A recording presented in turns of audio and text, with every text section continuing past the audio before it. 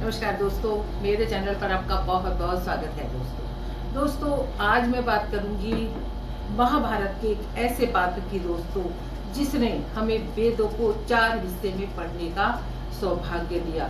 पहले वेद एक बहुत मोटा ग्रंथ होता था जिसमें 4 वेद नहीं थे, सिर्फ एक ही वेद होता था। वो चारों किताबों को मिलाकर एक ही वेद था।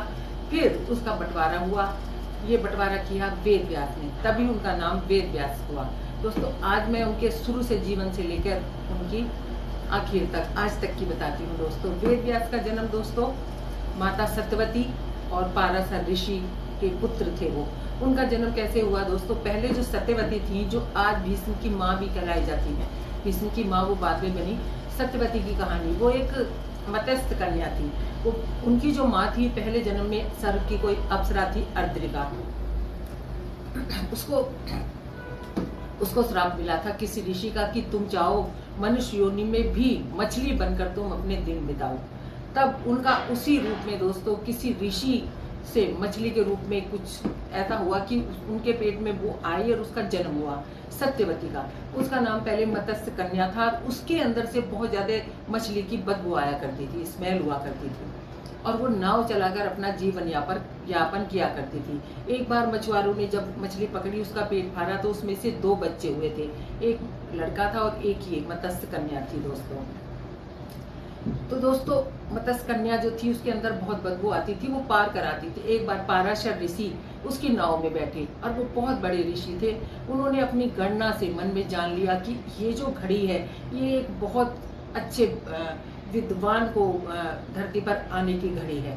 तो उन्होंने उससे मत्स्य कन्या से कहा कि आप जो है ये बच्चा पैदा करने में मेरी सहायता करो। पहले तो ऐसे ही होते थे ऋषि मुनि।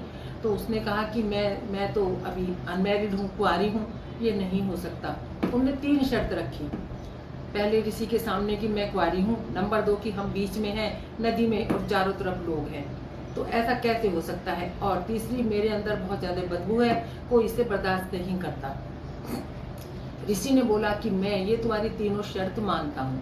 पहले ऋषि ने घना कोहरा कर दिया, जो कुछ नहीं देख पाया कोई। नंबर 2, उन्होंने उसकी बदबू बिल्कुल खत्म करके उसके अंदर ऐसी सुगंध भर दी कि मीलों योजन तक उसके अंदर से सुगंध आने लगी, और उसको योजन गंधा नाम दिया। सत्यवती की बात कर रही हूँ दोस्तों। फिर उसकी जो कुमारी वाली शर्त थी, वो उन्होंने कहा कि तुम इस बच्चे को जन्म देने के बाद बिल्कुल कुमारी बन जाओगी। वहां पर ही वेद व्यास का जन्म हुआ। पारस ऋषि ने देखा कि वो बच्चा जन्म लेते ही युवा हो गया और अपनी माँ से आशीर्वाद लेकर जंगल को चला गया तपस्या करने। वेदव्यास वो तो अंतर आत्मज्ञानी थे, कोई अच्छी पहली आत्मा थी, उनको आना था। इस तरह उनका जन्म हुआ।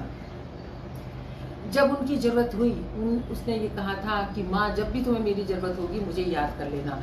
महाभारत में जब बिल्कुल सिंहासन का कोई वारिस नहीं बचा, विचित्र वीर्य और चितारगान की मौत हो गई, तब सत्यवती ने उनको बुलाया, उन दोनों पत्नियों के लिए, अपने बड़े पुत्र को नियोग के लिए बुलाया। पहले जमाने में नियोग हुआ करते थे कि कोई वारिस नहीं बचता था तो उनकी विधवाओं के साथ उनका कोई ऋषि या मुनि या जो भी होता था उसके साथ बच्चे पैदा होते थे। ये नियोग प्रथा थी। उस समय उनके अंदर कोई कामुक विचार नहीं होते थे। एक दूसरे के घी लगा दिया जाता था ताकि वो टच ना हो, तो ऐसी प्रथा थी।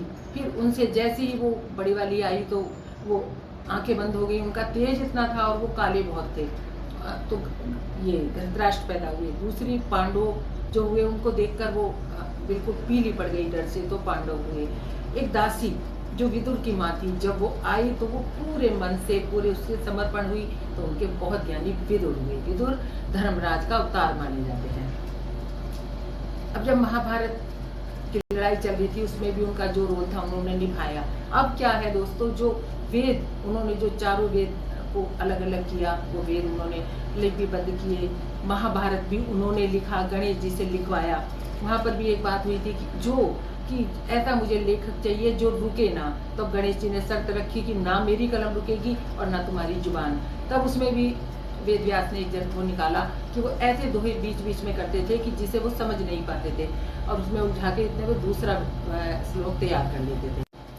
दोस्तों आजकल कहते हैं वो बद्रीनाथ में एक गुफा के अंदर सूक्ष्म रूप से तपस्या कर रहे हैं और वहां पर कलयुग का अंत लिख रहे हैं, क्योंकि कलयुग के अंत के समय में जब भगवान कल की अवतार लेंगे तब वही आकर उनके गुरु बनेंगे दोस्तों।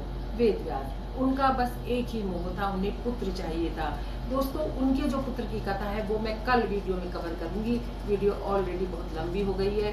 उनके पुत्र थे सुखदेव मुनि, उस पर मैं कल वीडियो बनाऊंगी। तब तक के लिए मिलते हैं दोस्तों। कल तक के लिए आप सबसे दोस्तों विदा लेती हूँ। धन्यवाद दोस्तों। आप हमेशा खुश रहें सब और अपना ध्यान रखें दोस्तों। मुस्कुराते रहें। धन्यवाद।